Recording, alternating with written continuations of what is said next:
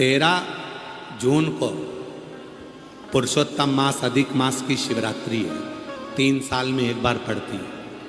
उसका ऑनलाइन अभिषेक शाम को 7 बजे आस्था चैनल पर आप सब अपने अपने घर में मिट्टी का शिवलिंग बनाकर, पार्थिव शिवलिंग बनाकर तैयार रखना। शाम को पूजन करने बैठेंगे। शिव को क्या चाहिए? पूरी पूजन की सामग्री आस्था चैनल पर कथा चालू होने से पहले चलती है, कथा विराम होने के बाद चलती है। उस पूरी सामग्री में देखना कि कहीं पर भी धन खर्च होने का सामान शंकर को नहीं चाहिए। चावल के दाने 11 तुम्हारे घर में, समी का पत्ता तुम्हारे घर में, बेलपत्र का पत्ता घर में है, कनेर का फूल घर में है। जो सामग्री, थोड़ा सा कच्चा दूध 1 चम्मच 2 चम्मच, थोड़ा सा उसमें शक्कर या गुड़ मिला हुआ तुम्हारे घर में। ज़्यादा शिव जी को कुछ नहीं चाहिए, बस हृदय से प्रेम देना शंकर जी को प्रारंभ करो। शिव जी तुम्हें दुनिया का सारा भंडार भरना प्रारंभ कर देंगे। तुम प्रेम नहीं दो।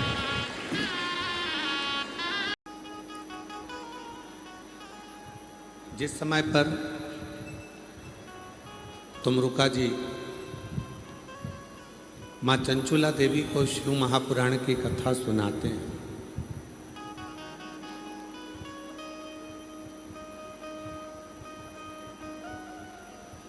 ईसर गोरा जी भगवान शिव और पार्वती इस पवित्र कथा को सुनने के लिए बैठते हैं।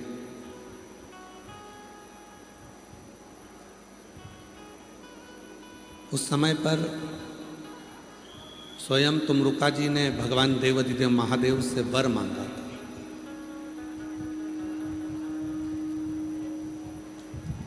और वो वर किसी एक के लिए नहीं था,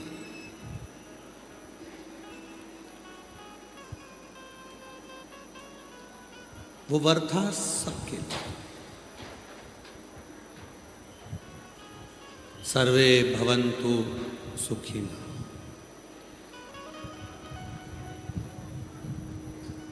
किसी एक के लिए वर को नहीं मांगा गया था, वर मांगा गया था सबके लिए। तुमरुका जी ने भगवान देवाधिदेव महादेव से वर मांगा था कि भोलेनाथ, यदि आप इस शिव महापुराण की कथा को ईसर गोरा बनकर श्रवण करें तो आप वर दें कि कलिकाल में, कलयुग में जो भी मनुष्य इस शिव महापुराण की कथा को श्रवण करेगा, अपने जीवन में उतारेगा, धारण करेगा, उसकी जिंदगी के जितने कलिकाल के दुख हैं वो सब समाप्त हो जाएंगे। ये वर प्रदान करें, ये वर दीजिए।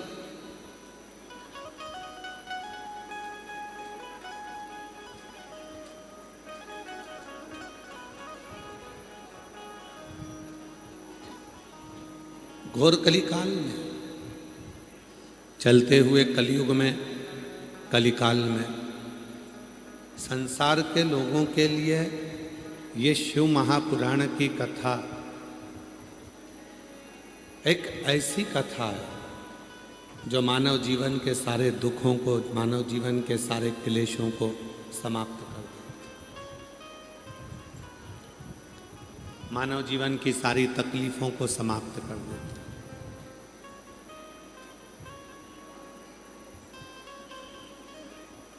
और हम यहाँ आए क्यों हैं?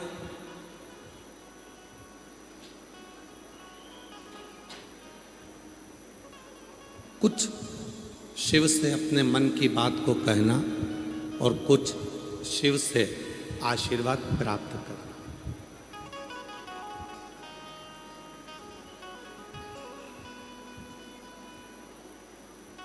कितना फायदा है आपका? शिव महापुराण की कथा में आने वालों का फायदा कितना है? पहला, इतने सारे शिव भक्तों का एक साथ दर्शन हो जाना, ये सबसे बड़ा फायदा। दूसरा, आप अपने घर पर बैठकर शिव महापुराण की कथा को सुनते टीवी पर तो घर पर 2-4 लोग मिलकर श्री शिवाय नमस्तुभ्यम बोलते। अब आज भक्तों की अगर गिनती लगाई जाए तो लाखों में शिव भक्त यहाँ पर बैठे हुए। और शिव महापुराण की कथा कहती है, जब किसी मंत्र को हम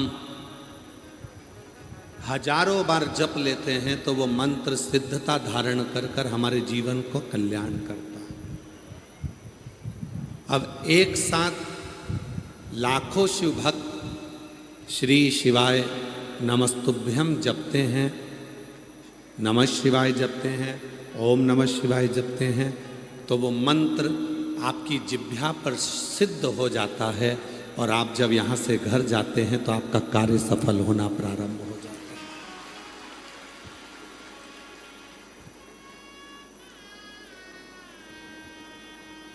ये दूसरे नंबर पर घर पे होते अकेले जप रहे होते, टीवी के सामने बैठे होते अकेले जप रहे होते, पर जब आप सामूहिक रूप से बैठे हो और सामूहिक रूप से बैठकर जब आप मंत्र का जप करते हो, स्मरण करते हो, तो वो मंत्र लाखों की संख्या में होता है और वो हमारे 3.5 करोड़ रोम छिद्र को शुद्ध कर देता है।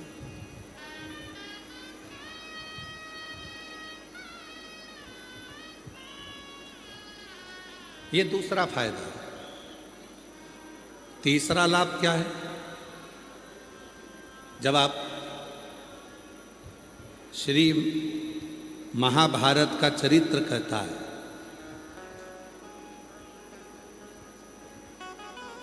पांडवों ने एक यज्ञ रखा और उस यज्ञ को करने के बाद में उस यज्ञ का घंटा नहीं बजा।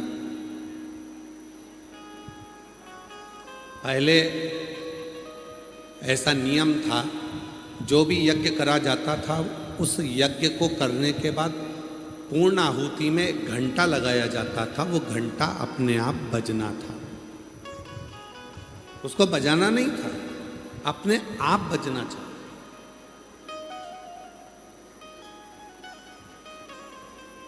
पांडवों ने यज्ञ किया, घंटा नहीं बजा। पांडवों के मन में आया, क्या यज्ञ में कोई कमी रह गई है? हमने जो यज्ञ करा उसमें कोई कमी है क्या? तब ब्राह्मणों से, संतों से, यज्ञाचार्यों से मालूम करा कि कमी क्या है।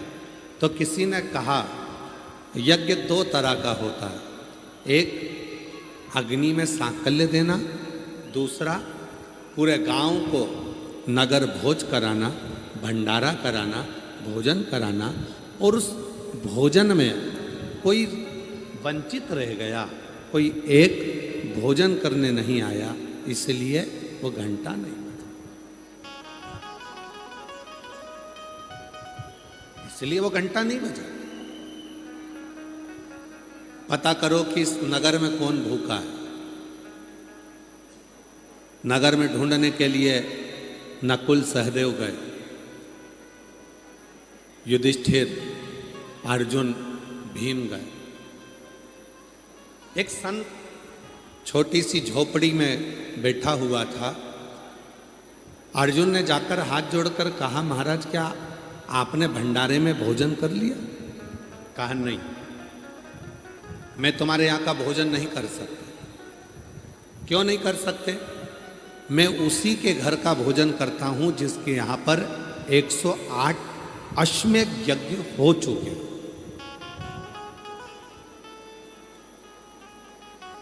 जिसने अपनी जिंदगी में 108 अश्वमेध यज्ञ कर लिए, मैं उसके घर का भोजन कर लेता।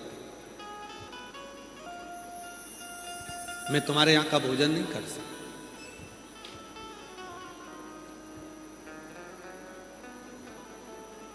अर्जुन तुमने अगर 108 अश्वमेध यज्ञ करे हो तो तुम मेरे को भोजन कराने ले जा सकते हो। नहीं, हमने नहीं कहा। खबर पहुंची द्रौपदी के पास, और द्रौपदी पैदल पैदल, बिना पादुका के, बिना चप्पल के, बिना रथ पर बैठे, पैदल पैदल द्रौपदी संत के पास पहुंच गई। संत से कहा, बाबा चलो हमारे यहाँ चलकर भोजन करो, जिससे यज्ञ की पूर्णाहुति हो, घंटा बज जाए। संत ने कहा, नहीं, तुमने अगर 108 अश्वमेध यज्ञ करे हो तो मैं तुम्हारे यहाँ भोजन करूँगा। द्रौपदी ने हाथ में चावल लिया, जल लिया, संकल्प छोड़ने को तैयार हो गई कि मैंने 108 अश्वमेध यज्ञ करे हैं, तुम चलो मैं तुम्हें भोजन कराती हूं। संत ने पूछा, तेरे पति ने 108 अश्वमेध यज्ञ नहीं करे तो तूने कैसे कर लिया? द्रौपदी ने कहा, हमारे शास्त्र कहते हैं, वेद कहते हैं, जितने कदम चलकर कोई कथा तक आता है, जितने कदम चलकर कोई शिवालय तक जाता है, जितने कदम चलकर कोई गुरु से मिलने जाता है, उतने अश्वमेध यज्ञ अपनी जिंदगी के कर लेता है। उतने द्रौपदी कहती है, मैं तुम्हारे से मिलने के लिए आई हूं 5000 कदम चलकर, मैंने 5000 अश्वमेध यज्ञ कर लिए।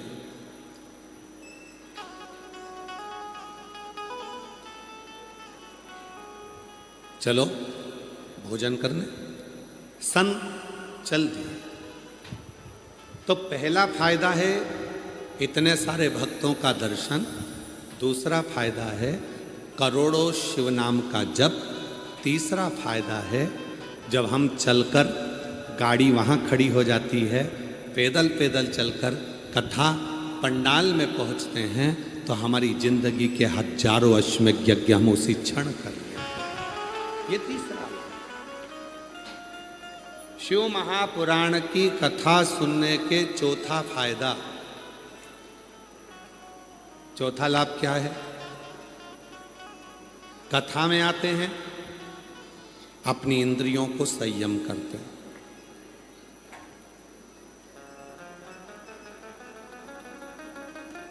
इतनी देर 2 बजे कथा चालू होगी, 10 बजे से जगह संभाल लेते हो। इतनी देर अपनी इंद्रियों को संयमित कर लिया, बैठे रहे, कहीं नहीं गए, पानी भी उतना पी रहे हो जितनी ज़रूरत है, भोजन भी उतना कर रहे हो जितनी ज़रूरत है। ज़्यादा पी लेंगे जाना पड़ेगा, चले गए अंदर आने नहीं देंगे, तो उतना पानी पिया, उतना भोजन किया, स्थिर इंतजार में बैठे हैं। चौथा लाभ है अपनी इंद्रियों को, कथा में जाने वाला व्यक्ति संयमित कर लेता है, इंद्रियों को संयम में कर कर उसको बांध लेता है। और 5वां फायदा, जब कथा श्रवण करने के बाद व्यक्ति अपने घर को जाता है तो वो अकेले नहीं जाता, उसके साथ अपने महादेव को विश्वास के साथ लेकर जाता है। ये 5 फायदे शिव महापुराण की कथा सुनने वालों के, श्रवण कर।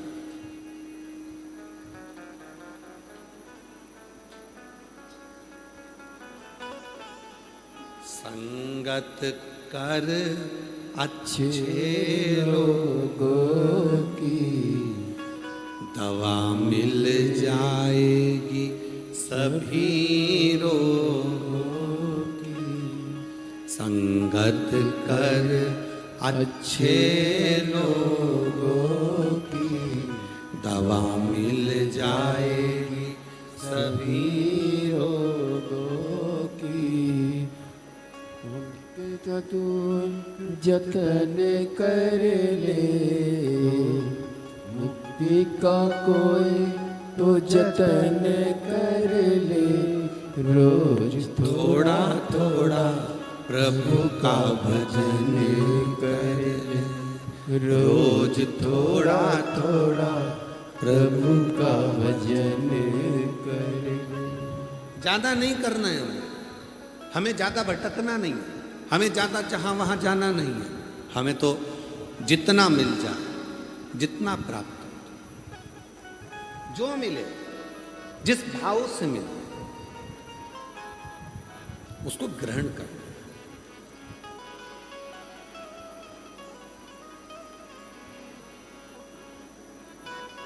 कथा सुनने के लिए तो तुम कहीं पर भी जा सकते हो, पर यदि बहुत कथा होती है, पर यदि कभी तुम्हें सूचना मिल जाए कुबरेश्वर धाम से चलकर ये शिव पुराण आई है और सूचना मिल जाए, समझ लेना कि अब मेरे दुखों का अंत होने वाला है, जो मुझे कथा के पंडाल से निमंत्रण आया, जो मुझे कथा के पंडाल से निमंत्रण आया। कथा श्रवण करने के लिए मैं जा रही हूं, एक भरोसा, एक दृढ़ता, एक विश्वास अपने भीतर धारण कर कर चल।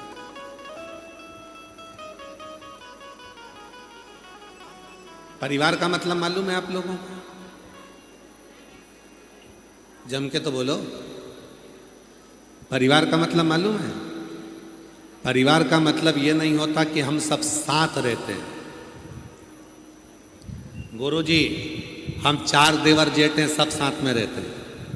गुरुजी हम 3 देवर जेठ हैं, सब साथ में रहते हैं। परिवार कहते हैं इसको। इसमें साथ में रहना कहते हैं। गुरुजी हमारा पूरा परिवार साथ में रहता है, हमारा परिवार, इसको परिवार। केवल साथ में रहना परिवार नहीं है। शिव महापुराण की कथा कहती है जितने परिवार में सदस्य हैं सब एक दूसरे के सुख दुख में साथ दें तो समझ लेना कि वो परिवार है।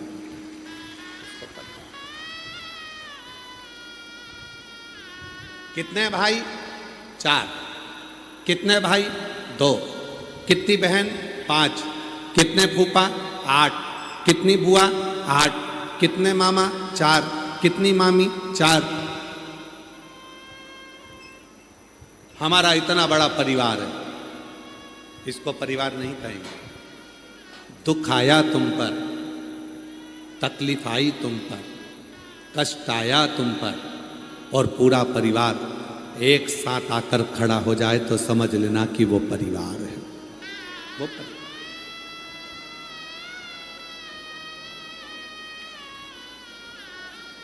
तो समझो कि परिवार है। दुख में आकर कोई खड़ा ना हो, सुख में आकर कोई खड़ा ना हो, तो वो परिवार का मतलब क्या?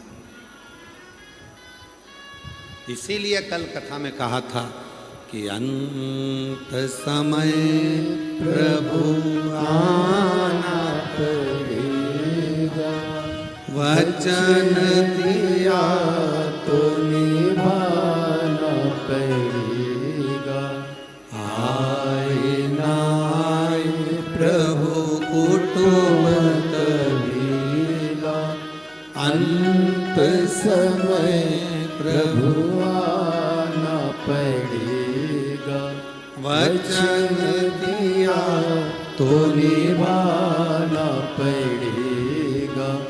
अंत समय प्रभु आना पड़ेगा। परिवार वो नहीं है, सब हैं, सब। परिवार वो है, दुख आया सब साथ है,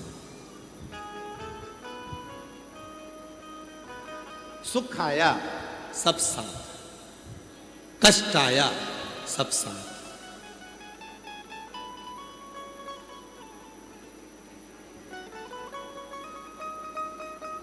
पाटिल साहब,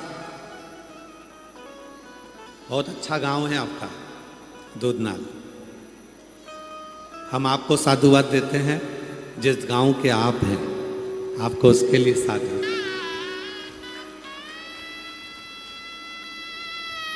बहुत अच्छा गांव,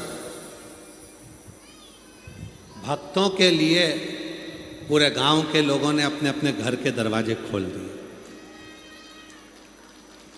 ये दुधनाल गांव के लोगों के लिए एक बार जोरदार ताली बजाओ, जिन्होंने भक्तों के लिए अपने घर के दरवाजे। बहुत अच्छा।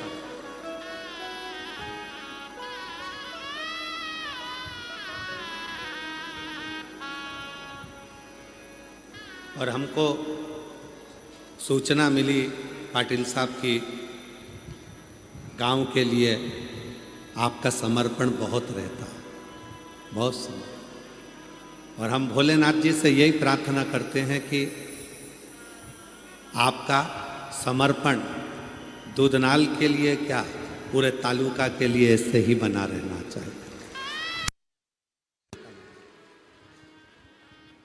बहुत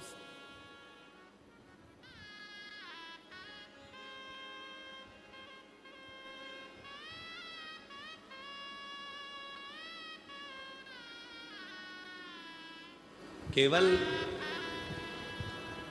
गांव में रहना ही मूल नहीं है, गांव के प्रति अपना समर्पण रखना भी मूल है।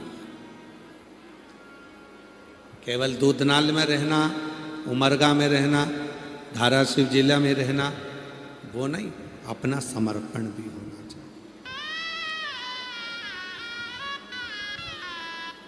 कितना सुंदर कहा है।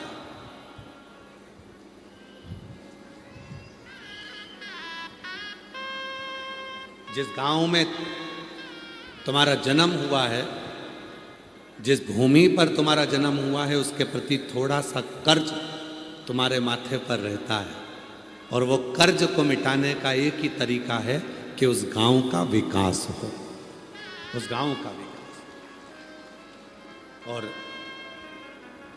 मैं श्री राजेंद्र आनंदराव जी पाटिल जी आपको धन्यवाद देता हूं कि इस दूधनाल गांव को जो नहीं भी जानते थे, नहीं पहचानते थे, उन्होंने अपने अपने गूगल पे सर्च किया कि सीहोर वाला बाबा आ रहा है, तो आखिर ये दूधनाल है कहाँ, कितने किलोमीटर दूर है। बोलो बोलो, सही है कि गलत है? कई लोग ऐसे होंगे जो इस गांव में कभी नहीं आए होंगे, पर उन्होंने सर्च कर कर देख कर कि आखिर है कहाँ, कहाँ दूधनाल है कहाँ।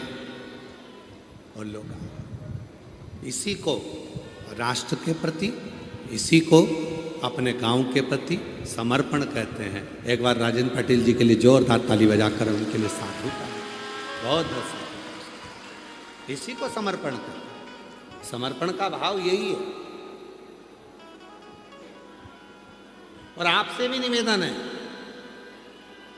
जितने शिव महापुराण की कथा को श्रवण करने के लिए आप दूर दूर से आए हैं, आप लोगों से निवेदन है,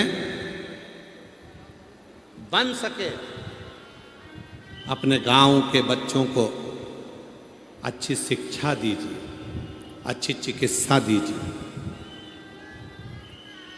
1 रुपया भी किसी को दान मत दीजिए, मत करो कहीं पर दान, 1 रुपया किसी को मत दो, पर अपने गांव के बच्चों को जिनको पढ़ना है, एजुकेशन करना है, उनके पास में धन नहीं है, और बाबा ने यदि आपको दिया है तो उन बच्चों को पढ़ाने का जिम्मा उठाइए, पढ़ाई है, शिक्षा दो।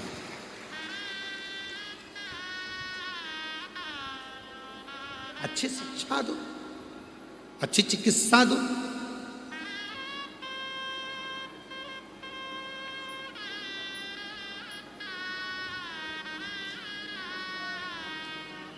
हमको कल मालूम पड़ा राजेंद्र जी पाटिल साहब कि आप भी दूधनाल गांव के आसपास के बच्चों को, दूधनाल गांव के कई लोगों को सहयोग कर कर उनको शिक्षा, और उनको कहीं ना कहीं अगर मुंबई में आए हैं, आप तो मुंबई रहते हैं, मुंबई में अगर आए हैं और किसी को कोई चीज़ की ज़रूरत पड़ती है तो उनके लिए तुरंत तत्पर खड़े रहते हैं। उसके लिए हम आपको साधुवाद देते हैं। इन सब चीज़ों, ये तत्परता, यही एक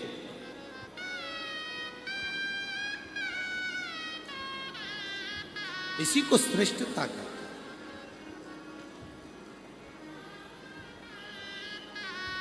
आओ कभी सीहोर, हमारी तरफ से निमंत्रण है आपको। जब तुम्हारा मन पड़ जाए, जब तुम पर बाबा कृपा कर दे, तो एक दिन सीहोर आकर देखो। आप लोग जो झोली में थोड़ा सा दान देते हो या कोई काउंटर पे सहयोग देते हो, आकर देखो तुम्हारा दिया गया वो 1 रुपया सही जगह लग रहा है कि नहीं लग रहा। स्वयं को आना चाहिए, देखना चाहिए। गाय, बेटी और लक्ष्मी, ये 3 देने से पहले सोचना चाहिए। गौ माता को देने से पहले सोचो, लक्ष्मी को देने से पहले सोचो और बेटी को देने से पहले सोचो। गाय, ऐसे ब्राह्मण को मत दे देना कि वो दूध के चक्कर में लेकर जाए, बाद में दूध देना बंद कर दे तो वो किसी को बेच दे। फिर वो बिकते बिकते गाय एक दिन कसाई के हाथ में पहुंच जाती है और कसाई उस गाय को काटता है, तो गाय बेचने वाले को बद्दुआ नहीं देती, जिसने गौदान करा होता है बद्दुआ उसको लगता है। इसलिए गाय ऐसे को मत देना जो गौ माता का सम्मान न कर सका। गाय देने से पहले कई लोग कहते हैं हमारे दादाजी चले गए, उनके निमित्त गाय देना है, कन्यादान में गाय देना है, इसमें गाय देना है। गौदान करो, मना नहीं है, पर गौदान उसको करो जो उस गौ माता का सम्मान करे, उस गाय की रक्षा करे।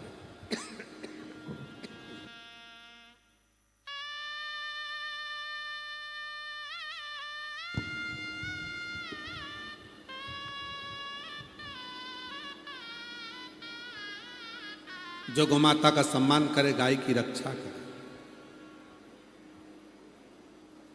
लक्ष्मी दो, पैसा दो, पर ऐसे भिखारी के कटोरे में, ऐसे भिक्षुक के कटोरे में पैसा मत देना कि तुम्हारे पैसे को ले जाकर शाम को मदिरा में लगा दे, जुए में लगा दे, मांसाहार में लगा दे, वैश्यावृत्ति में लगा दे।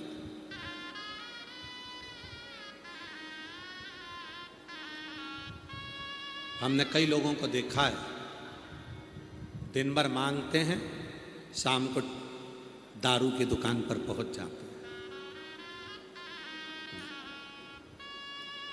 लक्ष्मी गलत कटोरे में जाती है और गलत जगह पर जाती है तो दान करने वाले को रोना पड़ता है। गाय गलत जगह चली जाती है गौ माता, तो दान करने वाले को रोना पड़ता है। लक्ष्मी गलत कटोरे में चली गई, किसी के कटोरे में दे दी और उसने शाम को मदिरा में, जुए में, मांसाहार में, वैश्यावृत्ति में, गलत काम में लगा दिया, तो वो लक्ष्मी भी रोती है, बद्दुआ देती है। देने से पहले विचार करो, कहां दे रहे हो, किसको दे रहे हो, क्यों दे रहे हो। इसीलिए हम आप लोगों का हर कथा में बारंबार कहते हैं कि तुम देते हो तो एक बार सीहोर में आकर देखो कि तुम्हारे धन का कितने बच्चे पढ़ाई कर रहे हैं, तुम्हारे धन से कितने लोग भोजन कर रहे हैं, तुम्हारे धन से कितनों की चिकित्सा हो रही है, तुम्हारे धन से कितनी एम्बुलेंस चल रही है, तुम्हारे धन से कितनों की व्यवस्था हो रही है, तुम्हारे धन से क्या क्या क्रम हो रहा है। तुम्हें स्वयं को आकर देखना चाहिए, स्वयं को। गाय को देने पहले, गौ माता दान करने से पहले विचार करो कि यह सही जगह जाए। लक्ष्मी देने से पहले विचार करो कि यह सही जगह जाए। और बेटी को देने से पहले विचार करो, बहुत बड़ा घर या बहुत सारा सामान, पेट्रोल पंप, डीजल पंप, बंगला, ये सब ना देखते हुए ये विचार करो कि जिस लड़के के साथ बेटी को ब्याया जा रहा है वो मेरी बेटी का आदर करे, सम्मान करे, सत्कार करे और उसको खुश रखे।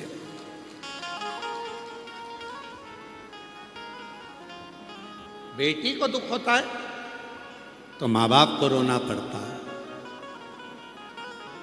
गौदान करने वाले को रोना पड़ता है अगर गाय सही जगह पर सेवा नहीं हो तो, लक्ष्मी दान करने वाले को रोना पड़ता है अगर लक्ष्मी सही जगह ना पहुंचे तो, और बेटी का दान करने वाले को, कन्या दान करने वाले को भी रोना पड़ता है अगर बेटी सही जगह ना पहुंचे।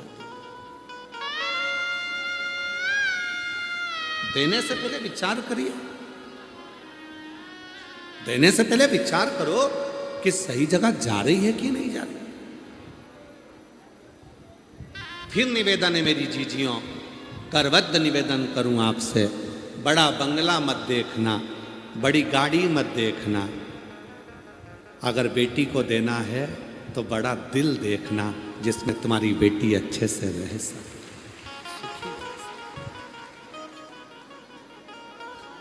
खुश रह सके।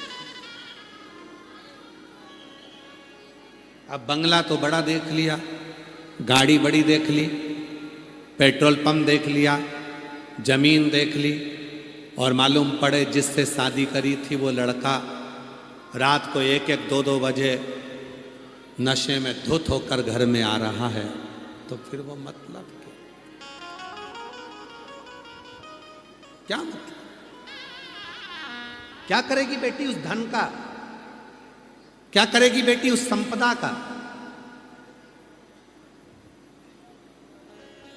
जब भी बेटी अगर कुछ बोलना चाहती है तो वो लड़का चिल्ला कर बात करता है, गुस्से में बात करता है, चिढ़ कर बात करता है। क्या करेगी उस धन का? क्या चाहती है बेटी? मेरे पापा ने मुझे प्रेम किया, मेरी आई ने मुझे प्रेम किया, बस कुछ मत दो, कम से कम प्रेम से 2 शब्द तो बोल लो। पर जब जब बात करती हूं तब तक चिढ़कर बोलते हो, तो बेटी का भी दिल का छोड़ हृदय।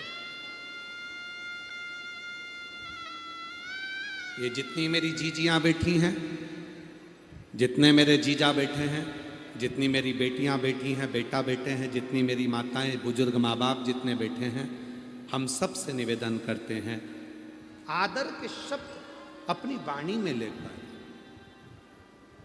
आज के जमाने में शुगर की बीमारी बहुत ज्यादा फैल रही है। हर व्यक्ति को शुगर की बीमारी है। कोई की शुगर ऊपर जा रही है, कोई की शुगर नीचे जा रही है। ये शुगर की बीमारी आने का कारण केवल इतना सा है, पहले के लोगों को शुगर की बीमारी नहीं होती थी। तिरुपति जाते थे, लड्डू खाते थे शक्कर का, इतना बड़ा बड़ा लड्डू 2-2, 4-4 खा जाते थे तो शुगर की बीमारी नहीं होती थी।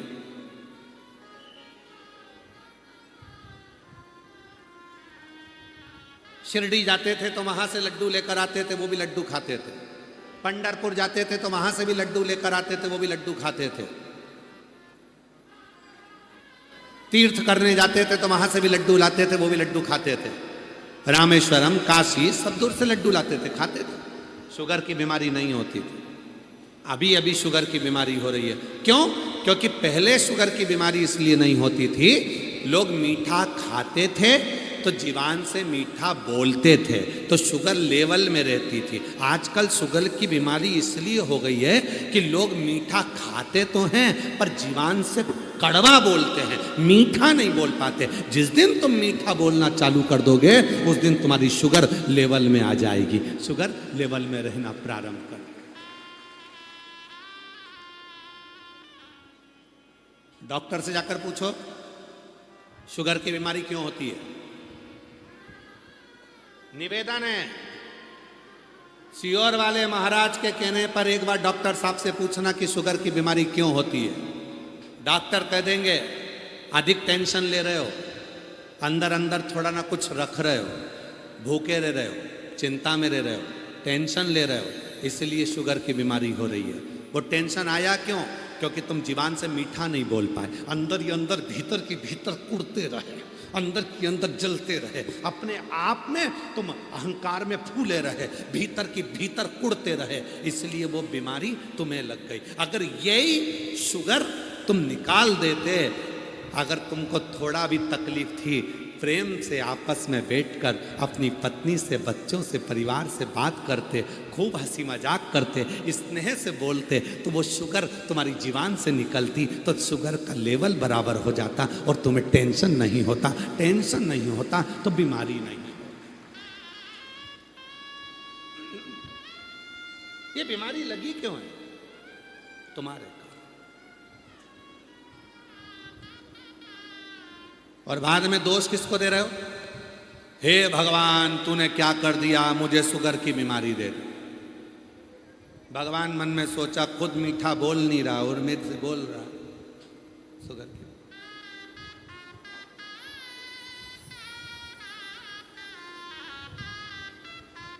अच्छा बोल, श्रेष्ठ बोल।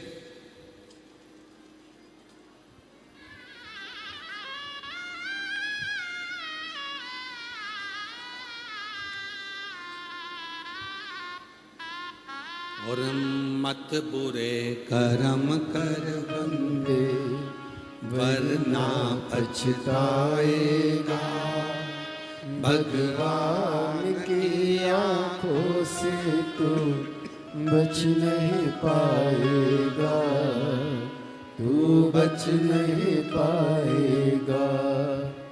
अरे ओ अज्ञानी मत कर नादानी, अरे ओ अज्ञानी मत कर नादानी। तेरे कर्म का फल भी तू ही पाएगा, जैसा किया तूने तेरे आगे आएगा।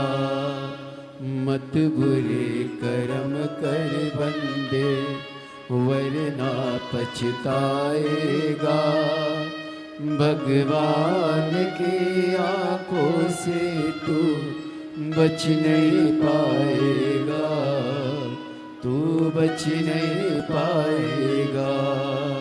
अरे ओ अज्ञानी मत कर नादानी। इस मिठास को जनमानस को दीजिए।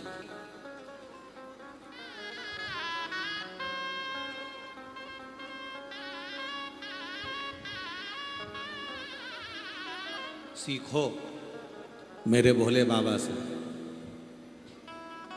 विष पीते हैं अमृत देते हैं। सीखो मेरे भोले बाबा से कि विष पीने के बाद भी प्रेम से कैसे बोल लेते।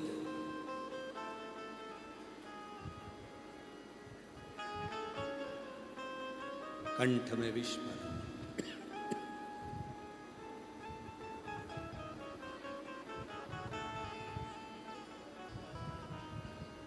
और कंठ में विष भरा होने के बाद भी प्रेम से कैसे बोलते, कैसे? विचार करना। हमने कई लोगों से पूछा, क्यों भैया घर में आते हो चिड़चिड़ करते हो? अरे गुरुजी तुमको क्या मालूम हमें इतना टेंशन रहता है। तो वो सारा टेंशन पत्नी पे निकालोगे? सारी चिंता क्या पत्नी को ही दोगे? बाहर तो अच्छे से रहते हो, फोन पे बात करते हो अपने दोस्तों से तो बड़े खिलखिला के बात करते हो, रिश्तेदारों से बात करते हो तो बड़े खुश होकर करते हो, और पत्नी से बात करते हो तो चिड़चिड़ करके करते हो। क्यों भैया क्या हुआ? तो कई लोगों ने कहा हम बहुत चिंता में रहते हैं, बहुत टेंशन में रहते हैं। टेंशन में रहते हो तो पत्नी पर गुस्सा करोगे, चिड़चिड़ करोगे? चिंता टेंशन चिड़चिड़ करने से समाप्त नहीं होगा। तुमसे ज्यादा टेंशन, तुमसे ज्यादा चिंता तो मेरे देव अधिदेव महादेव को थी। विष पिया, कंठ में भर लिया विष को,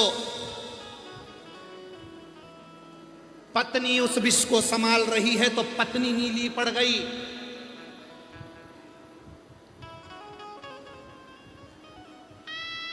कंठ में विष, इतना कंठ में विष भरा है, ऊपर से धतूरा कांटे वाला शरीर पे पड़ा है। धतूरा, इतना विष।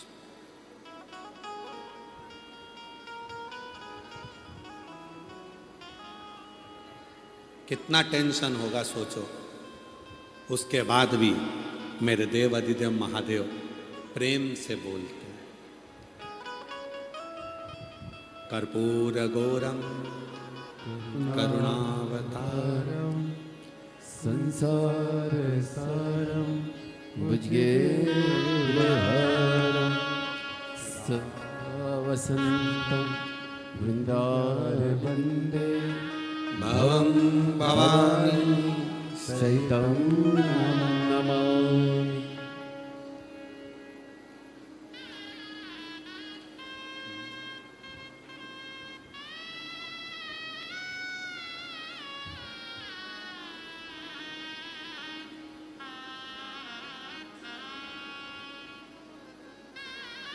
शांत, एकदम शांत, कोई आडंबर नहीं, कोई क्लेश नहीं। एक बार नंदी ने पूछ लिया था भोलेनाथ जी से, तुम्हारे कंठ में विष भरा है, तकलीफ हो रही होगी, फिर भी इतने प्रेम से तुम सबसे कैसे मिल लेते हो? शिव कहते हैं अपने दर्द को, अपने दुख को किसी को कह भी दूंगा तो वो मेरा दुख थोड़ी ना आधा कर देगा। पत्नी पर आकर तुम चिड़चिड़ कर भी दोगे, घर पर अपनी धर्म पत्नी से तुम गुस्से में आकर बोल भी लोगे, तो क्या तुम्हारा टेंशन आधा हो जाएगा? जम के बोलो रे भाई, हो जाएगा क्या? नहीं हो सकता। जब पत्नी को बोलने पर भी तुम्हारा टेंशन आधा नहीं हो सकता, भाई को बोलने पर भी तुम्हारा टेंशन आधा नहीं हो सकता, रिश्तेदारों को बोलने पर भी तुम्हारा टेंशन आधा नहीं हो सकता, तो तुम अपने टेंशन को जगत में क्यों कहो? कितना सुंदर कहा है। हो सके तो अपने अड़ोसी पड़ोसी को भी बोलना ये वाली बात। कौन सी? सोना घर से जाए, आभूषण घर से जाए, चलेगा। कपड़े घर से जाएं, चलेगा। बर्तन घर से जाएं, चलेगा।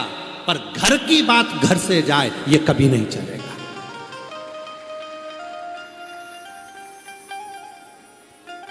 चेन चली गई ना, चले जान दो। अंगूठी चली गई ना, चले जान दो। घर से कपड़े चले गए ना, चले जान दो। बर्तन चले गए ना, चले जान दो। घर से सामान चले गया, चले जान दो। पर घर की बात घर से कभी नहीं जाना चाहिए। क्यों? जब घर की बात बाहर चली जाती है तो फिर ये सारा घाटा तो अपनी जगह है। जब घर की बात घर से चली जाएगी, अंदर की बात बाहर चली जाएगी, तो वो घाटा लगेगा जो जिंदगी में कभी सह नहीं पाओगे। इसलिए धन गया जान दो, आभूषण गए जान दो, कपड़े गए जान दो, बर्तन गए जान दो, हाथ की घड़ी चली गई घर से, कोई बात नहीं। पर घर की बात घर से निकल कर नहीं जाना चाहिए। घर की बात घर में रहना चाहिए। चिड़चिड़ करो, पर याद रखना, तुम्हारे चिड़चिड़ करने से, तुम्हारे टेंशन बोलने से, देने से क्या तुम्हारा टेंशन आधा हो जाएगा? नहीं होगा। तुम्हारा डिप्रेशन आधा हो जाएगा? नहीं होगा। तुम दूसरे को टेंशन देकर करना क्या चाहते हो? इसलिए एक काम करो, बाहर शंकर जी जैसे हो जाओ। कंठ में विष है पर मस्तक पर गंगा है, इसलिए मुस्कुरा कर चलते हैं। मेरे ओ घरदानी, कितना भी टेंशन हो, घर में आओ तो सिर पे गंगा लेकर आओ, भेजा ठंडा कर कर आओ, इतने मस्त होकर आओ कि कितना भी गुस्सा, कितना भी चिड़चिड़, कितना भी क्लेश, घर में आते से ही तुरंत आवाज लगाकर अपनी पत्नी को, क्यों आज तूने दाल बनाई क्या? वही जो पहले बनाई थी, बहुत शानदार बनी थी, वैसी बनाना तू। बच्चों के साथ इधर आओ रे, आओ मेरी गोदी में बैठो, इधर आओ, बच्चों के साथ गेम खेलो, थोड़ा एंजॉय करो, हंसी मजाक करो। मालूम पड़े दुकान से आए, ऑफिस से आए और मुसद्दी लाल जैसे बैठ गए। पत्नी चाय लेकर आई तो चिल्ला के, ठंडी लेके आ गई, चिड़चिड़ कर रहे हो। जरा सा कुछ बोल दिया, चिड़चिड़ कर रहा। बच्चा खेल रहा था, उसमें चिड़चिड़ कर रहा। माँ ने कुछ बोल दिया, चिड़चिड़ कर रहा। पापा ने कुछ बोल दिया, चिड़चिड़ कर रहा। अरे भाई, घर में आया है ना, बाहर था ना, घर में आए हो ना, चेहरे पर स्माइल रखना। सारी समस्या का हल एक लोटा जल है। उसी तरह घर की सबसे बड़ी समस्या क्रोध का हल भी तुम्हारे चेहरे की मुस्कुराहट है। तुम मुस्कुराहट दोगे तो मुस्कुराहट मिलेगी, प्रसन्नता। भूल गए लोग, दुनिया भूल गई। आजकल लोग बंदर से कहते हैं दांत दिखा, और घर में खुद नहीं दिखा पाता। घूमने के लिए अयोध्या गए, चित्रकूट गए, यहां गए, वहां गए, ब्रज गए, और बंदर से कह रहा है दांत दिखा, दांत दिखा, बिस्कुट दे, दांत दिखा, दांत दिखा। बंदर भी मन में सोचता है काय को दिखाऊं, तू तेरे घर में दिखाता।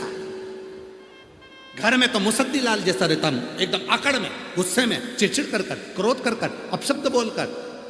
प्रेम से अगर तू घर में दांत दिखा सकता है तो फिर मैं भी तुझे दांत दिखा सकता हूं। प्रेम। शिव को क्या चाहिए, भगवान शंकर को क्या चाहिए? 13 जून को पुरुषोत्तम मास अधिक मास की शिवरात्रि है, 3 साल में एक बार पड़ती है।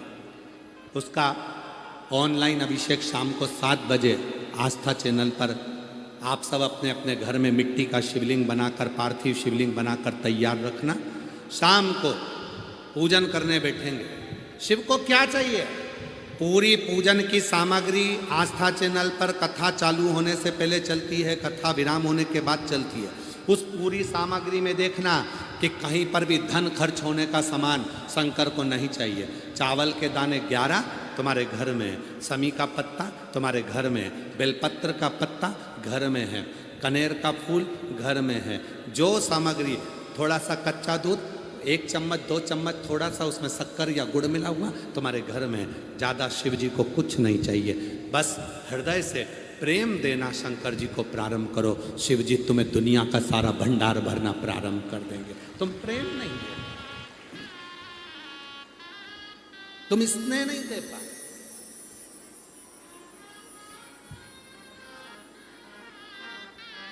एक प्रेम की बात शिव महापुराण की कथा के माध्यम से, इस पत्र के माध्यम से, एक प्रेम।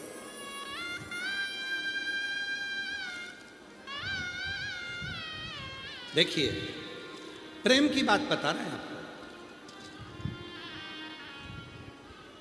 मैं लातूर जिला, तहसील शिरूर, अनंतपाल गांव आनंदवाड़ी को रहने वाली हूं। कहीं बैठी हो तो हाथ हिला सकती हैं। मैं लातूर जिला, तहसील शिरूर, अनंतपाल गांव आनंदवाड़ी को रहने वाली हूँ। मेरा नाम पल्लवी बसंत शिरूरे है। कहीं बैठी हो तो हाथ हिला सकती हैं। पल्लवी बसंत शिरूरे। मेरा मोबाइल नंबर ये है। आ जाओ, बच्चों को लेके आ जाओ। लिया बच्चों? गुरुदेव।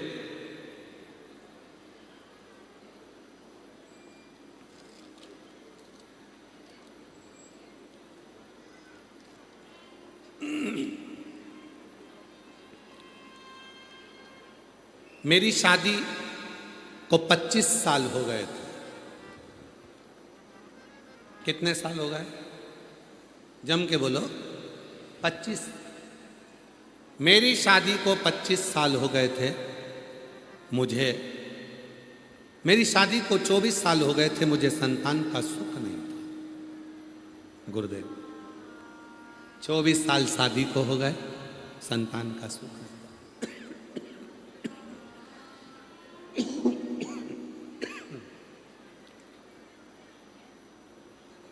मुझे लोग ताने मारते थे।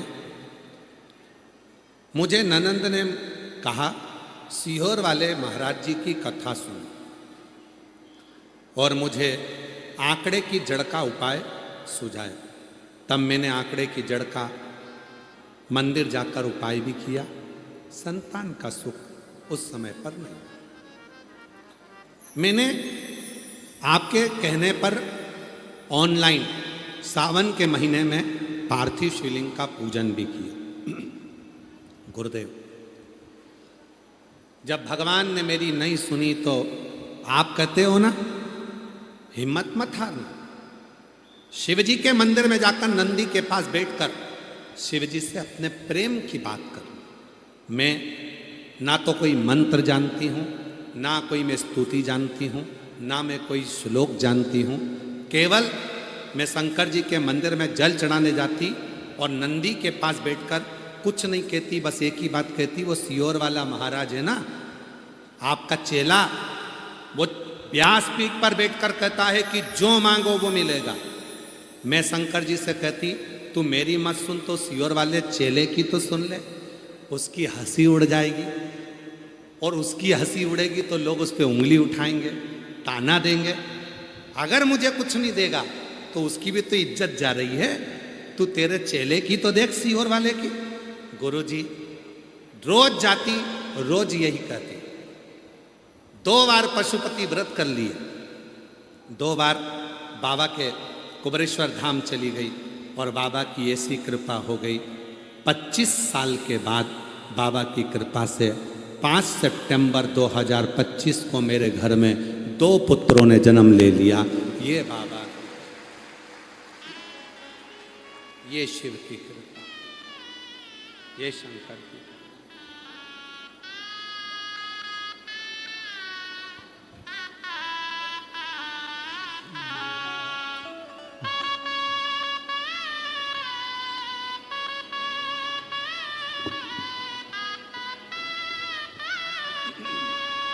जो दिल से मांगोगे वो दिल से दे देगा, जो दिल से मांगोगे वो दिल से दे देगा। मेरा भोला भंडारी है, खाली झोली भर देगा। मेरा भोला भंडारी है, खाली झोली भर देगा। 25 साल के बाद हुए, एक बार जोरदार ताली बजाएं साथ। मस्तक पे चंदा है, उजियारा कर देगा। मस्तक पे चंदा है, उजियारा कर देगा। मेरा भोला भंडारी है, खाली झोली भर देगा। मेरा भोला 25 साल के बाद हुए हैं, जोरदार ताली बजाएं। खाली झोली भर देगा।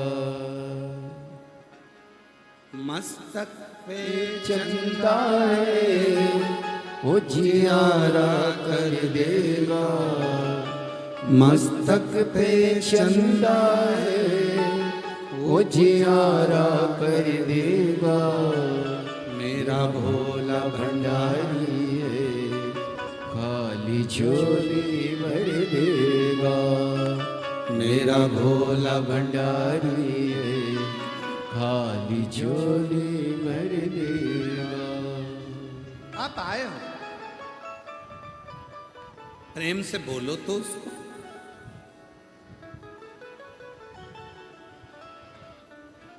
प्रेम से उसको निवेदन तो करो, प्रेम से उससे बातें तो करो। जब प्रेम से बात करोगे, जब प्रेम से निवेदन करोगे, स्वीकार करोगे, स्वीकार करो। आप और हम प्रेम की भाषा बोलना बंद कर। आप और हम प्रेम की वाणी बोलना बंद कर दें।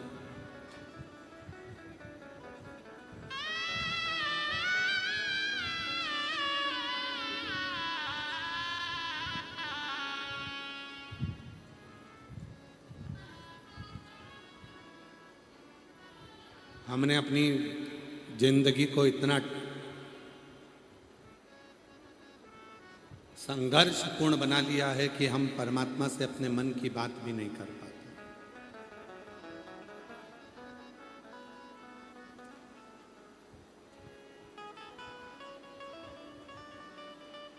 हम परमात्मा से अपने हृदय की बात भी नहीं कर पाते।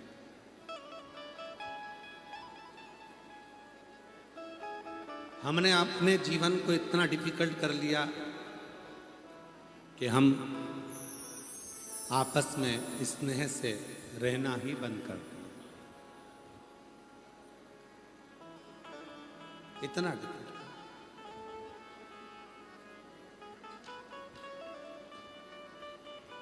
जब प्रेम, स्नेह, वात्सल्यता, करुणता अपने भीतर होगा तो शिव को मिलने में देरी नहीं होगी।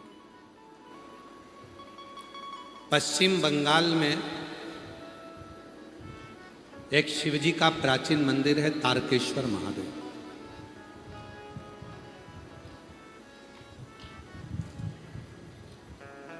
कभी बंगाल जाओ तो दर्शन करके आना।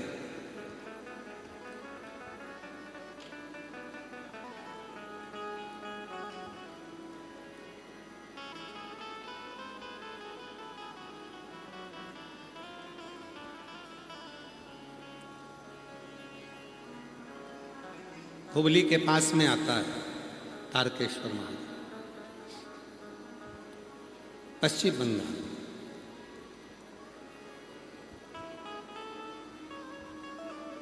कभी किसी से पूछना कि तारकेश्वर महादेव की लीला क्या है।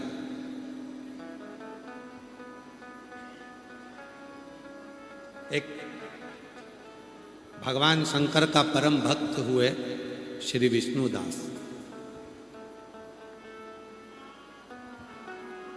शिव जी के परम उपासक थे,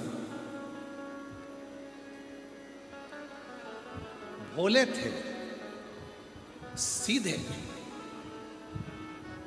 और जो भोला होता है, सीधा होता है, सबसे ज्यादा काम उसी को बताए जाते हैं। सबको मालूम है मेरा काम ये कर सकता है,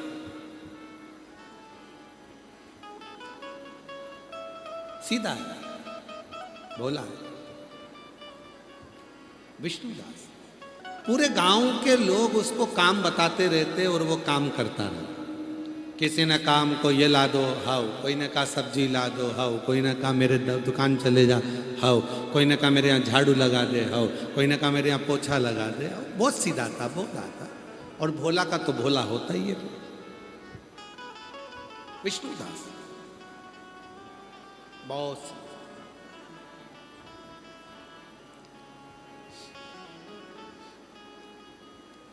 पश्चिम बंगाल की कथा है तारकेश्वर महादेव की।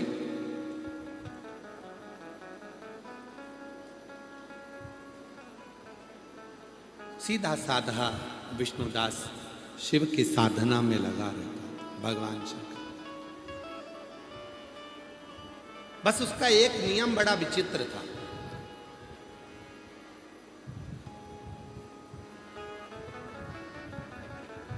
वो किसी मंदिर में नहीं जाता था, किसी शिवालय में नहीं जाता था। चलते फिरते, क्योंकि काम इतना सारा रहता था, हर एक व्यक्ति उसको काम बोल देता था, तो चलते फिरते एक पत्थर को उठाता था, कहीं पर भी रखकर उसी पे पानी चढ़ाकर, पत्ती तोड़कर चढ़ाकर चला आया।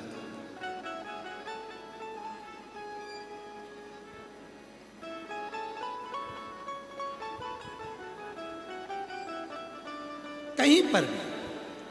और शिव महापुराण की कथा कहती है, भगवान शंकर का चरित्र कहता है, जीवन की श्रेष्ठता इसी को कहते हैं कि तुम्हारे पास जब समय मिले, जैसा समय मिले, वैसे तुम भगवान की आराधना करो। घर में झगड़ा कर कर नहीं, लड़ाई कर कर नहीं, अपशब्द कह कर नहीं।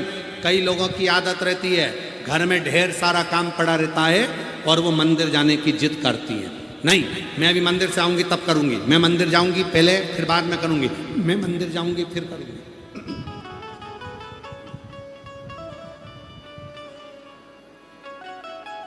कोई जिद, कोई जिद। ठीक है, पहले बच्चों को स्कूल भेज दो, पति को काम है तो पति के साथ में उसका टिफिन बना दो, उसका काम कर दो, उसके बाद मंदिर चली जाओ। कोई जरूरी है कि सवेरे ही सबसे पहले मंदिर जाना? 33 कोटि देवता में केवल एक देव अधिदेव महादेव ऐसे हैं जो तुम्हारे लिए 24 घंटे तुम्हारे लिए बैठे हैं। तुम्हारा जब मन पड़े तब महादेव के पास चले जाओ, जब तुम्हारा दिल करे।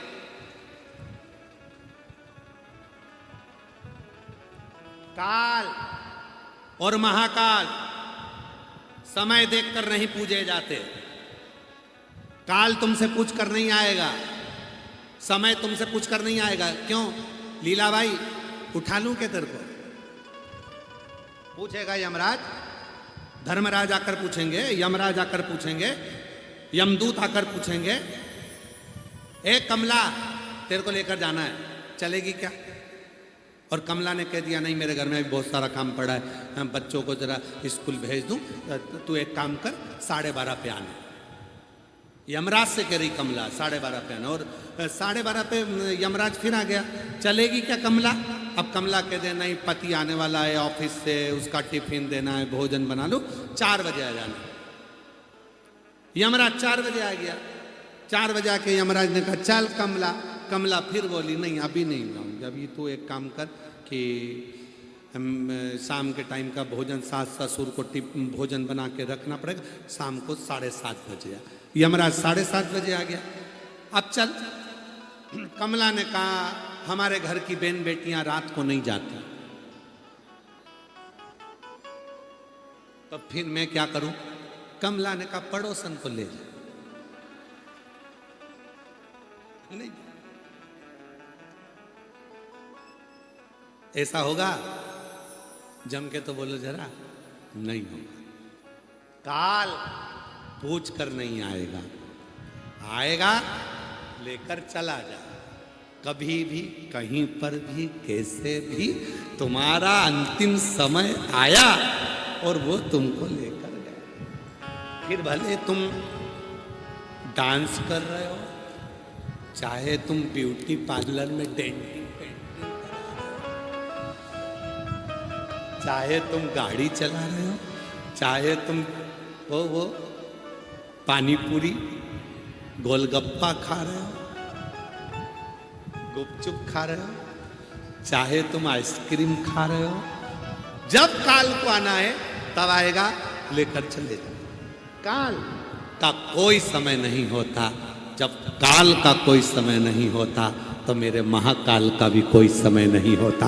जब चाहो तब शिव की साधना, शिव की आराधना, शंकर की भक्ति करो। जब न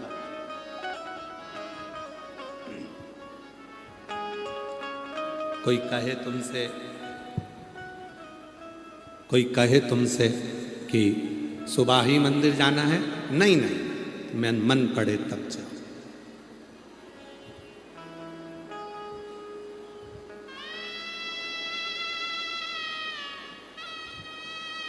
जिससे प्रेम होता है ना, जरूरी नहीं है कि उससे सवेरे 9 बजे ही मिला जाए।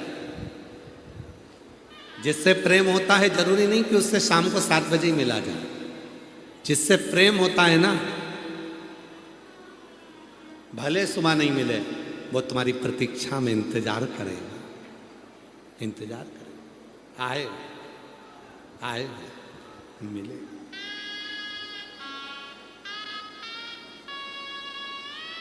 आए वो मिले। शिव से प्रेम करा, इंतजार करेगा।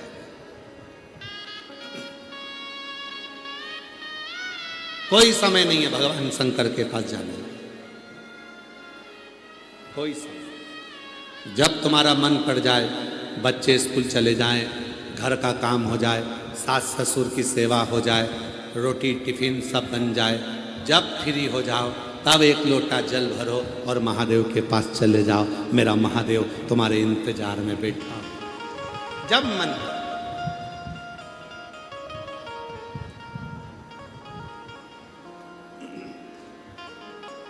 कितने ज्योतिर्लिंग हैं? जम के बोलो जरा, आवाज आना चाहिए। आवाज नहीं आई, फिर से बोलो।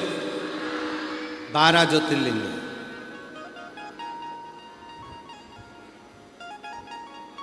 हाथ में घड़ी पहने हो? अरे जम के तो बोलो, हम तुमसे ले थोड़ी ना रहे। पहने हो? घड़ी देखो, 1 बजे से लेकर 12 बजे तक वो घड़ी के कांटे हैं। बोलो बोलो, जम के बोलो। हैं?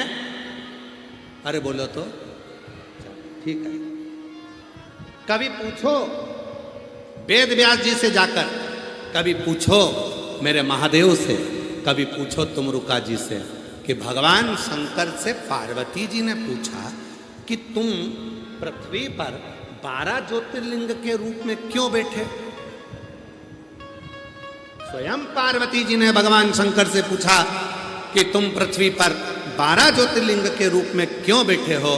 तब भगवान शंकर ने कहा, पार्वती ये मेरी संतान है, जो पृथ्वी पर जन्म लेता है वो मेरी औलाद होती है, और औलाद के लिए हमेशा तत्पर बैठना पड़ता है। जब व्यक्ति को 1 बजे से लेकर 2 बजे के बीच में तकलीफ हो तो मुझे सोमनाथ के रूप में याद कर ले, 1 मिनट में दुख मिटाने के लिए पहुंच जाएगा। जब 2 बजे तकलीफ हो तो मुझे मल्लिकार्जुन के रूप में याद करे, मैं उसका दुख मिटाने के लिए पहुंच जाता हूं। जब 3 बजे तकलीफ हो, 3 से 4 के बीच में तकलीफ हो तो मुझे महाकाल के रूप में याद करे, मैं उसका दुख मिटाने चले जाता हूं। और अगर कोई 4 बजे तकलीफ हो, 4 से 5 के बीच में तकलीफ हो तो ओमकारेश्वर का नाम लेना प्रारंभ करे, मैं उसके पास पहुंच जाता हूं। इसी तरह से 5 बजे तकलीफ हो तो भीमा शंकर का स्मरण करे। फिर ऐसे ही क्रम बनते बनते बनते बनते 12 ज्योतिर्लिंग शंकर भगवान कहते हैं मैंने पृथ्वी पर इसलिए बनाए हैं कि 12 घंटे में तुझे जब मेरी जरूरत पड़े तब मुझे याद करना, मैं उसी क्षण तेरे पास आऊंगा, तेरा दुख मिटाकर चला जाऊं। 12 बजे तकलीफ आए तो कृष्णेश्वर को याद करना, तत्पर खड़ा मिलेंगे। 11 बजे तकलीफ हो तो रामेश्वरम को याद करना, तत्पर मिलेंगे। और 10 बजे अगर तकलीफ हो तो स्वयं मेरे बाबा देव अधिदेव महादेव का स्मरण करते हुए याद करना, वो तुरंत तत्पर मिले। हर पल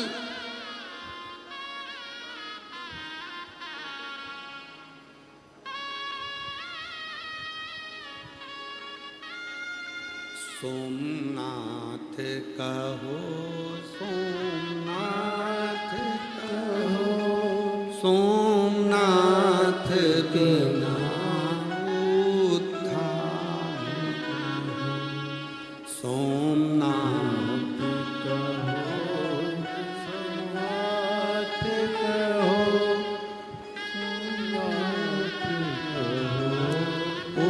उद्धार,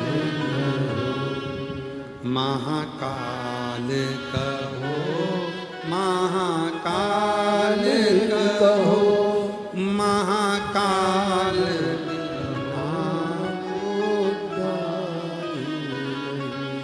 महाकाल कहो, महाकाल कहो, महाकाल बिना उद्धार। 1 बजे दुख आया, सोमनाथ याद आया। 2 बजे दुख आया, मल्लिकार्जुन याद आया। 3 बजे दुख आया, महाकाल याद आया। 4 बजे दुख आया, ओमकार याद आया। 5 बजे दुख आया, केदार याद आया। 6 बजे दुख आया, भीमा शंकर याद आया। 7 बजे दुख आया, मेरा काशी विश्वनाथ याद आया। 8 बजे दुख आया, मेरा त्र्यंबकनाथ याद आया। 9 बजे दुख आया, मेरा वैद्यनाथ याद आया। 10 बजे दुख आया, मेरा नागेश्वर याद आया। 11 बजे दुख आया, मेरा रामेश्वर याद आया। 12 बजे ये दुख आया तो मेरा कृष्णेश्वर याद आया।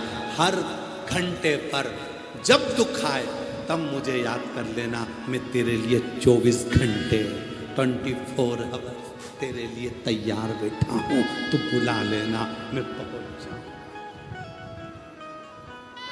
जब चाहे तब।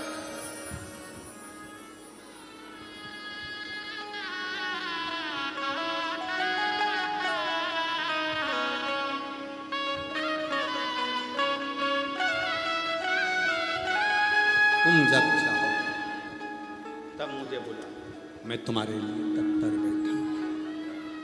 केदारनाथ कहो, केदारनाथ कहो, केदारनाथ कहो, केदारनाथ कहो, केदारनाथ केदारनाथ कहो, केदारनाथ बिना उद्धार नहीं।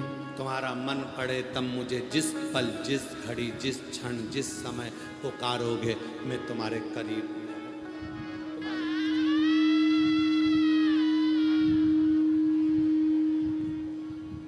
जिस पल पुकारोगे, जिस क्षण पुकारोगे।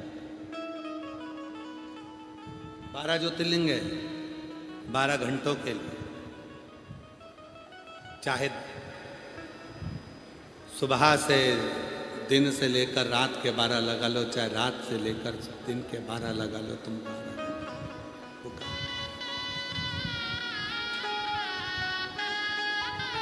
विष्णुदास बहुत भोला, बहुत भोला। और विष्णुदास इतने भोले हैं, कोई काम बता देता है तो चले जाते।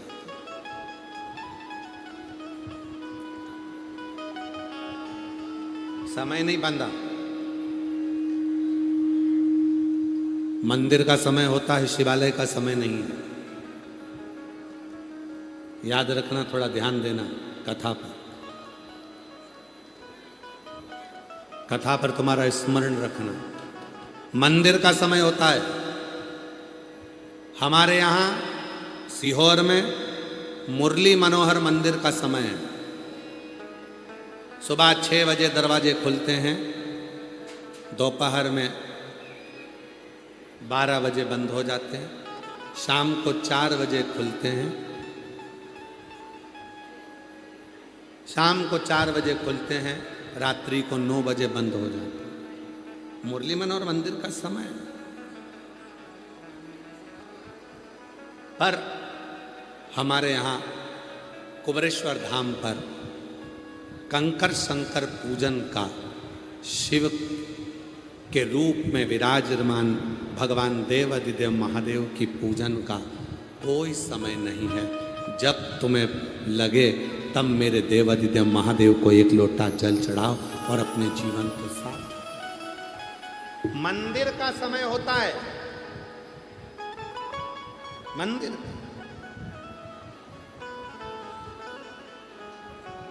पर शिवालय का समय नहीं है। मंदिर का समय निश्चित है। चलो आपके घर, आपके गांव में देख लो, दूधनाल में या उमरगा में, जिला धाराशिव के जितने मंदिर हो, जो मंदिर हैं उनका समय होगा, पर शिवालय का समय नहीं। पीपल के पेड़ के नीचे कहीं शंकर का शिवलिंग है, उसका कोई समय नहीं। बट के पेड़ के नीचे कोई शंकर का शिवलिंग है, उसका कोई समय नहीं। खेत में शंकर का शिवलिंग रखा है, कोई समय नहीं। घर के बाहर शंकर का शिवलिंग रखा है, कोई समय नहीं। शिवालय का समय नहीं होता।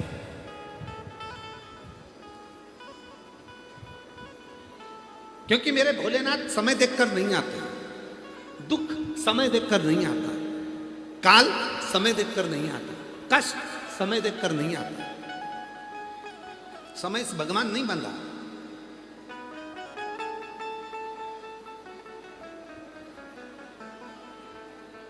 कई लोग कह देते हैं, गुरुजी हम दुकान कब खोलें, कोई अच्छा समय बताओ। हम कहते हैं तुम्हारा दिल कब, मन कब कह रहा है। हमारा मन तो कह रहा है कि कल दुकान खोलो, कल दुकान खोलो। पर हमने किसी से पूछा कि मुहूर्त अच्छा नहीं है।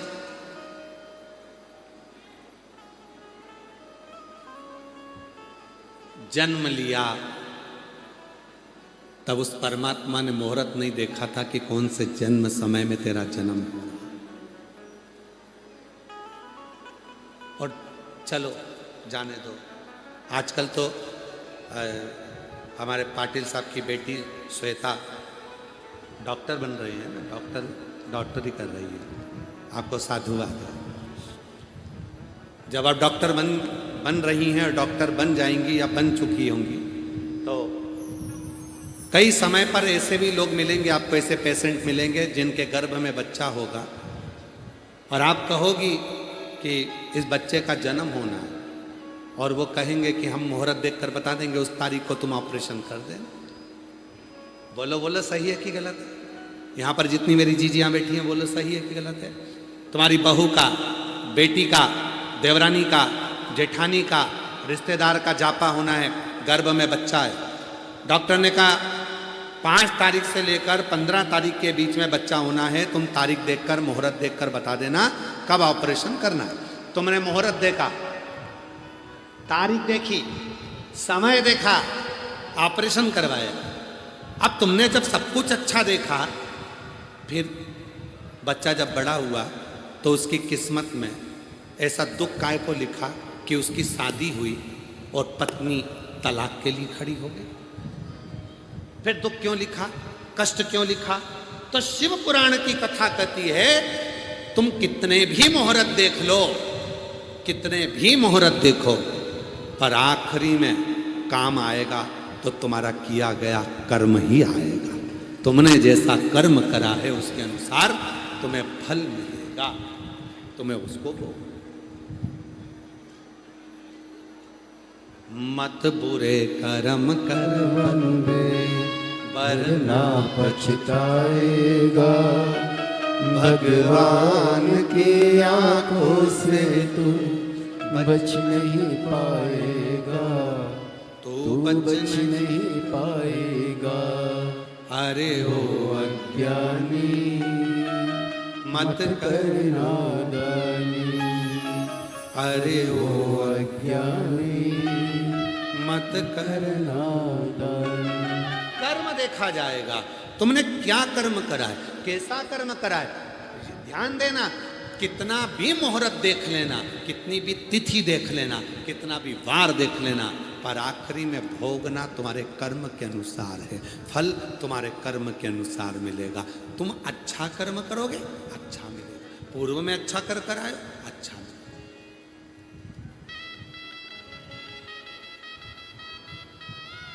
बड़े से बड़े संत बन जाओ, बड़े से बड़े साधु बन जाओ, बड़े से बड़े महान महाराज बन जाओ, चाहे तुम कितने भी विद्वान पीठाधीश मठाधीश, चाहे तुम दुनिया के कितने बड़े भी संत बन जाओ, कितना भी चंदन लगाओ, कितनी भी माला पहनो, याद रखना केवल संसार का मनुष्य नहीं भोगता, बड़े बड़े संतों को भी पलंग पर पड़े होकर भोगना पड़ता है, कर्म का भोग। कर्म का भोग तो संत को भी भोगना पड़ता, भोगना पड़े। केवल मनुष्य तो, तुम अपने मन में गिलानी मत लाओ। कई लोग कहते हैं सारा दुख भगवान ने हमको दे दिया, भगवान ने हमें इतना कष्ट दे दिया। केवल तुम ही नहीं हो, बड़े से बड़ा संत भी अपने पलंग पर पड़े पड़े मृत्यु को मानता है कि अब मुझे प्राण छोड़ना है। कर्म का भोग तो भोगना ही पड़े, चाहे संत बन जाओ, चाहे साधु बन जाओ, महात्मा बन जाओ, महाराज बन जाओ, पीठाधीश बन जाओ, चाहे कुछ भी बन जाओ, पर भोगना तो पड़ेगा। तुम्हें भी भोगना है, हमें भी भोगना है, संसार के हर व्यक्ति को भोगना, कर्म का भोग भोगना। इसलिए कर्म अच्छा करते चलो, कर्म की श्रेष्ठता बनाते, कर्म की श्रेष्ठता। जो जैसी भावना लाया वो वैसा ही फल पाया, नहीं खाली उसे लौटाया, वो मन ही मन हर्षाया, और कर दिया माला माल काशी वाले ने लुटा दिया भंडार। काशी वाले कर्म का खेल सबके साथ होना है, सबको भोग सब। विष्णुदास बड़ा सरल है, बहुत। शिव पुराण की कथा कहती है, एक बार देव अधिदेव महादेव ने माता पार्वती जी से कहा था, पार्वती निर्मल मन सो मोहि पा। मुझे पाने का सबसे सुंदर तरीका है पार्वती तुम्हारे मन का भोलापन। तुम्हारी सरलता, तुम्हारी सहजता।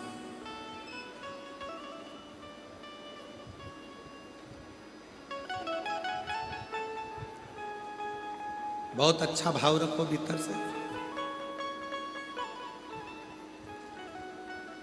बहुत भीतर से भाव।